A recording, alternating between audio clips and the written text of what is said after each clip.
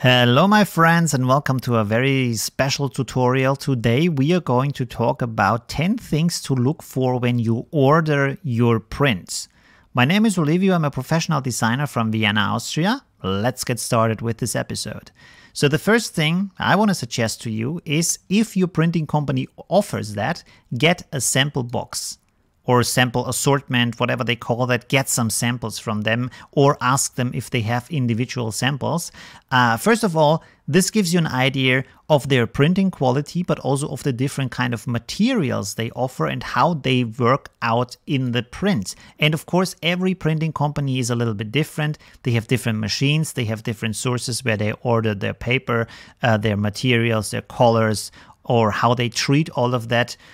So you want to have an idea how that turns out, and also what specific things you have to look for. As you can see here, this company, they have a sample picture, then they print text black on white, white on black, and different sizes, which is important. For example, if you have fabric, like the stuff that you hang outside of a building when it's getting renovated, this is very rough material, so small text is not readable anymore, and you want to see how blurry it's getting, what is the minimal size, what's the optimal size for text, how detailed can your picture be, and all these kind of things, so you're getting it right. And of course, call them if you have questions, because they know more about their printing process and materials than anybody else. So that's also important. So this is the first advice. It's pretty important. And like I said, order from different printers, compare the materials. The next thing, and this is why I'm on this page, I'm not suggesting to use online printers. They are kind of okay with the quality, not the super good ones, but they are cheap. So pretty okay, but their website is very useful, and especially for this tutorial. So for example, you can see here, we have folded leaflets.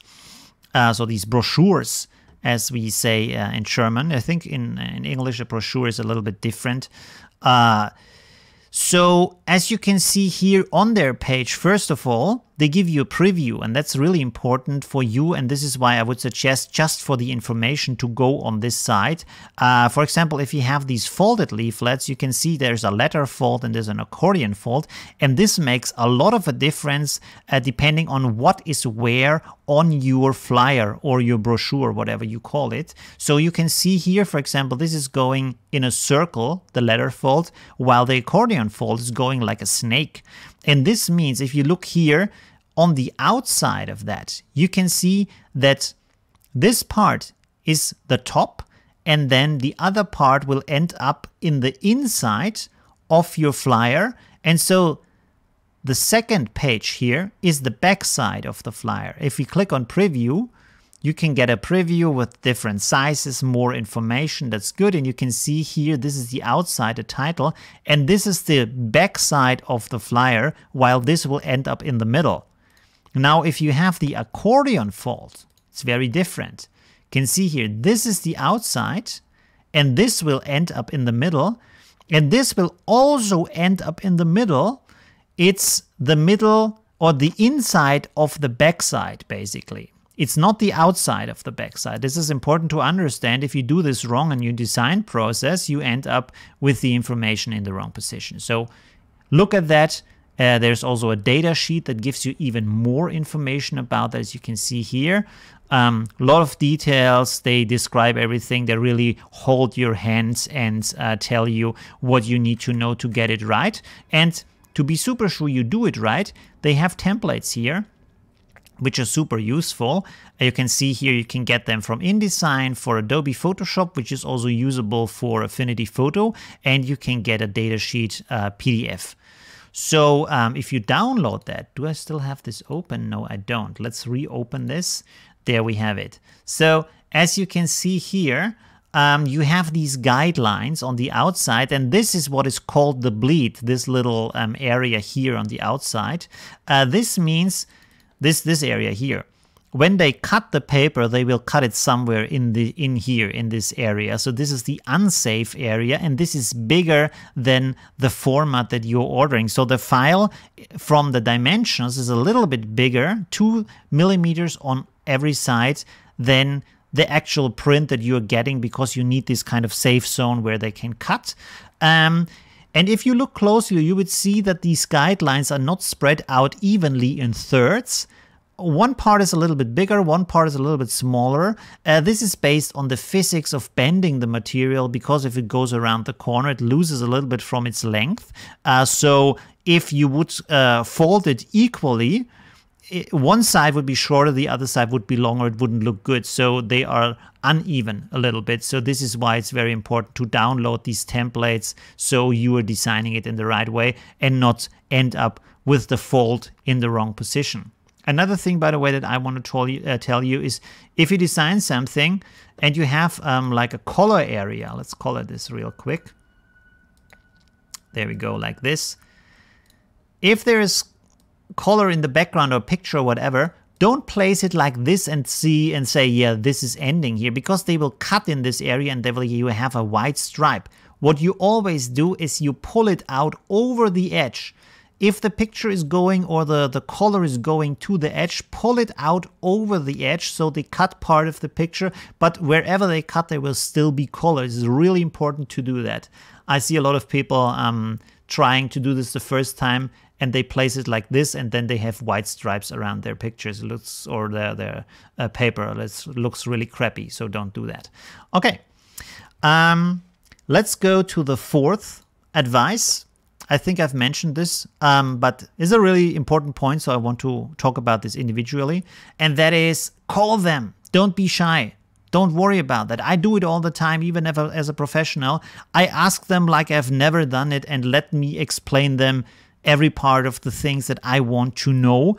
And I'm not shy about it, because I can't know what they are doing. I don't know their special requirements. Sometimes I haven't printed on that material yet, or these materials in combination, and I want them to explain it to me. I mean, they're getting paid for that. So it's really okay to ask them to get some technical specifications, some ideas, some feedbacks. Maybe they tell you, well, this color might not work as well, you have to do it a little bit different, stuff like that. You get some good information that is also based on their knowledge and experience with their own gear and material. So really, don't worry about that, call them. Okay, part 5, let's go over to another page, because here I have everything on one page. It's much easier to explain. I don't know if print 24 is available in the US, but this is just for the purpose of explaining it.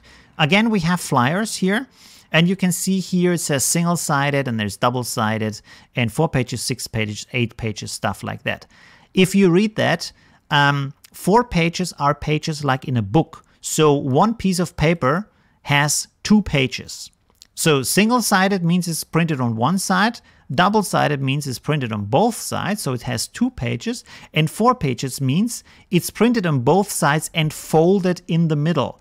So if you look at this folder, it has 6 pages, 1, 2, 3, and on the other side, 1, 2, 3, 6 pages. So one paper piece with 2 folds gives you 6 pages. That's important to know. Don't expect to have like 4 paper pages. They are pages like in a book, although they have the same word. Would be good to have different words for that. It's not 4 pieces of paper. That's the thing that I want to point out. Okay. So let's go to the next part. Of course, you have sizes here. I wouldn't worry too much about portrait or landscape, because you can rotate the file in your software anyway. So order either of them, but be sure when you design it that you design it in the way that you want it to look when it's finished, of course. That's the most important part, that you do that part right. Then we have here paper choices. You can see there's a ton of paper choices with this printing company. The upper ones here is just coated art paper, they call it. It's very normal paper, basically. This is the cheapest version. And 90 gram, this is GSM, is gram per square meter. In the US, and this is why I'm not using the US page, you have your special kind of system. I don't know what that means or what that is. The rest of the world uses metric, like in science, so maybe change to metric. It's a lot more useful and easier to read. And you can see here, these are grams for square meter. That's what that means. And 90 grams per square meter is very thin and very like flimsy. So only use that for flimsy stuff where you don't care too much about how it feels to the touch. Most of the cheap flyers you get on the road, like for pizza or fast food or I don't know, these kind of eat what you can buffets or something, they have these cheap flyers for 170 grams per square meter. If it should look a little bit more worthy, I would say 250 is a good size, feels good to the hand, it's more sturdy. And everything above that, like 350, 400 grams, that looks really good. That feels really good, it's sturdy to the hand. So if you make an art exhibition or you want to sell something that costs a lot of money, I would go for a more sturdy material because it feels like, yeah, this is something that is worth something. And of course, down here you have other materials. So you have chamois, which is a little bit yellow. I hope I pronounced that right. Then have you ribbed and bright white and linen and all this kind of stuff. Just call them, ask them what that is, what that means. If you're unsure, ask them if they will send you material samples so you can look at what that is, because this is just a word. This can mean anything. You don't know what the quality is of that or what this kind of yellow touch is that it has to is. Might look good, might look crappy. So a material sample is really important for that. Okay, let's go to the next point, and that is color. And you can see here, for example, you have a lot of different choices. One color, of course, is just black. So the white is not printed, the paper is white, or it's whatever color the paper is. So you see this often for like rock concerts or something. They use this high contrast. They have some kind of neon pink or neon green or neon yellow paper, and then they print on it black. So you have the high contrast, and it's super cheap to do. So if you do something like that, maybe that's a good choice. Then you have here two colors, which is black plus either Pantone, gold or silver. The reason for gold or silver is gold and silver have special qualities, how they reflect the light, how they look to your eye. You can't print them in a way that it really looks like gold or silver. Even those don't really look like gold or silver, but they're goldish, silverish. So you have this kind of effect. This is why this is printed extra. And Pantone. Pantone is a special kind of color system. You can have, you can order color samples from the Pantone company. They are pretty expensive. And when you open it up in your software, like over here, when you say it says swatches, and then you go here to one of them, and you have these endless choices of colors, and oh yeah, looks so good. Forget about that. The normal cheap online printing company, they have a very small range because they wouldn't hold on stock hundreds of colors for the off chance that someone is coming by and saying, yeah, I need Pantone 99-1-6C. Sorry, we don't have that. What they have is when you click here on Pantone, this is what they have. So you can choose one of those, and yeah, that's that. So not for, you have to have a special printer with more choice or who can even mix the colors for you to do these kind of special things.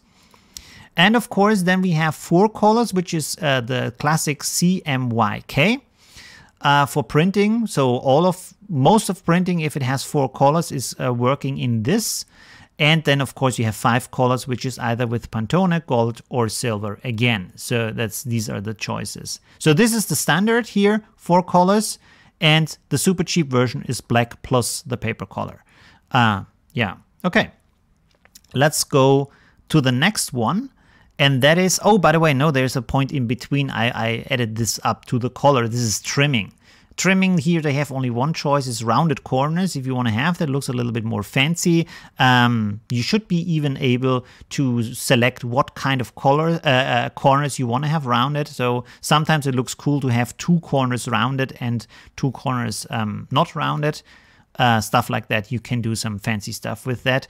And also up here, you can see you have preparation. That's also nice. Perforation is these kind of little holes in the papers in a line, so you can bend it a little bit and then rip it off. This is great for tickets, or when you have vouchers, or you have some kind of prize thing that you give out, so people can rip it off, write their email on that and put it in a box. Another cool thing to do is you have a flyer in a sturdy material, and then the flyer also holds your business card that you can rip off, or it has a little patch for notes of what you talked about with the customer that you can rip off. These are interesting, fancy things to do.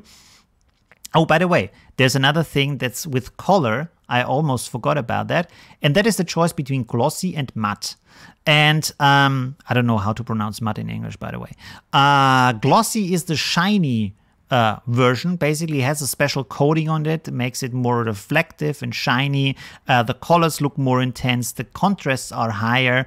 In general, the picture looks more intense, basically. But the downside, which I find is a big downside, is most of the time you can't really write on the material because it will not absorb the color of your different pens. And this is a problem because most of the time, for example, if you print a flyer or a business card, stuff like that, you want to talk with the customer. You want to write some extra information, some pricing, a phone number, a date for an event, an address, stuff like that. If you can't do that, that's a really big downside for your business materials. But of course, if you make an art print where it's not intended for writing on it, then you don't need that. On the other hand, of course, if you want to make artwork where you write on it afterwards, so it gives an individual touch, you want to have matte because it absorbs the colors. It's better to paint and draw on that. So that could be really interesting. Okay, let's go to point 7. We are already at point 7. You have proof. Here it says proof. And usually you don't know that. You don't need that, sorry. You don't really need that, but you can do that. So screen proof is just giving you the look on the screen. So you can click here on demo, for example, and this is what you get. You can see from both sides if your print is, everything is in the right position, everything looks good, everything is okay. So this is kind of the screen proof where you can see if, well, like I said, everything is in the right place. And with this company, you can even turn it around. It's a really nice touch. And then there is the paper proof. And paper proof is very expensive, or not very expensive, but it is pretty expensive because paper proof means they will send you a paper copy, one piece. I don't know why it still says 250 pieces. Normally it should switch to one piece. And you can see you get a proof, a print of your design, just one piece. And you can look at the colors and the quality and if everything is all right as you wanted to have it. If it's really specific what you want to have as a result, the paper proof makes sense. Or if there is a very special color, for example, pink is kind of hard to print the color. It could look crappy, it could look really good. So this is something where I would use a paper proof. Often what I use as a workaround, as a little trick, is that I tell my customers it's a lot better if we use a gradient. So we have a slight gradient of pink color from a darker one to a lighter one. And somewhere in this gradient is the right pink, and the others might be a bit too, I don't know, not the exact pink, but because they are in a gradient and because they are in combination, it still looks good. It has a very high chance to look good, and you save a lot of money on the proof if the money is important for your customer, of course.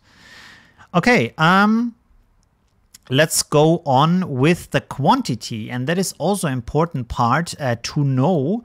And the thing to know about quantity is very easily explained. Is you can see here they have a lot of pieces, and normally you think about how much do I actually need. So you say, yeah, well, I need like 500 flyers, and that is okay. And you go to 500.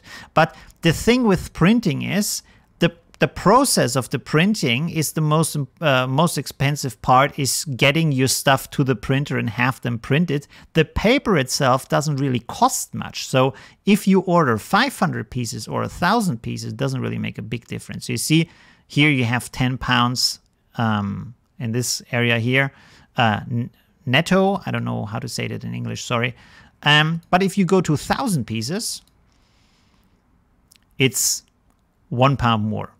That's not a big difference, and you have double the amount of flyers that you might use later on. So this is also a good idea. If you print something, maybe design it in a way that you can use it multiple times or on multiple occasions, so you can print maybe 1,000 or 5,000 or 10,000 pieces to hand out, or to individualize if you want to paint on them or stuff like that. This is really helpful, and it's a good advice also for your customer to have something that can be used on multiple occasions, so you're safe on that. Okay, another thing that I want to talk about to you is special layers. That's important. For example, you might decide that most of your flyer or your print is in matte. So no glossy on it, no shininess on it, but then specific parts of it are shiny. For example, the big letters that promote your band or whatever it is you're doing, they are shiny, but the rest is not shiny. And this is basically done by just having an extra layer in your file that you send to the printer, and you just name that layer glossy or shiny or whatever, and talk to the printer, call them, tell them you want to do that, how it is, what kind of file they want to receive, and that they know about that. And it's really not a problem. It's very easy to do. Also with other kind of things, like with these special colors here and stuff, you just put them on an extra layer, call it like that. You say this is the Pantone layer, so they know to print that. This is the gold layer, so they know to print this gold and the rest in the other colors. So that's very easy to do. Another thing, that's the last point, point 10, is special materials. There's a lot of special materials, different kind of things that are very different also from the printing process. For example, if you think about cars, printing on cars, like you have these stickers that goes on cars, it's interesting to know that the colors that they use for cars, because there are so different kind of qualities to that. I don't even know how they are called. There's metallic and all these other kind of shiny stuff that changes the color when you walk around the car. Of course, you cannot do that in a normal 4-color CMYK print. So here, the thing to know is if you want to have a sticker and the sticker should match the color of the car, like the car is red and your sticker is in some parts also red and should look the same red. The printer basically has to measure the color of your car and then try to appropriate it to the color that they are printing, and only they can do it. So you have them, you have to call them, help you out with this. And this is also a good advice. If you don't know, if you're unsure, uncertain about some things, if you're using special materials, if you want to have special results, and especially if you want to abuse the normal ways of how printing works and how colors and all these kind of things work, talk with them about the special things that you want, that you require, the special materials that you want to print on or want to combine with each other also, and what they would suggest and how they would go about that. So everything is doable somehow. You only have to figure out the right way. So the technicians are the best people to call. And of course, not every print shop does the same thing. So if you want to have something very special, you have to go to special print shops, which are really expensive. Don't expect anything that's near this pricing. Nobody with his own print shop who's doing special things is going to give you 1,000 flyers for £11. This is just online pricing because they print millions of flyers. These little shops, they are a lot more expensive, but the quality is much higher. You can go there, look at the different materials. They have a huge choice of papers and different kind of materials and colors and combinations, all these kind of things. They can do very special things. So yeah, it's possible. just talk to them. Okay, this is basically guiding you through these different choices, what they mean, how to use them, what to look for. Thank you very much for watching this episode. If you have more questions about this, please ask me in the comments. And by the way, this was especially, how can I say, this episode was especially about these printing choices, not about how to prepare the file for print. So it's not about screen calibration and CMYK and all that kind of stuff. I will talk about that in another episode. Thank you very much for watching and see you soon. Bye.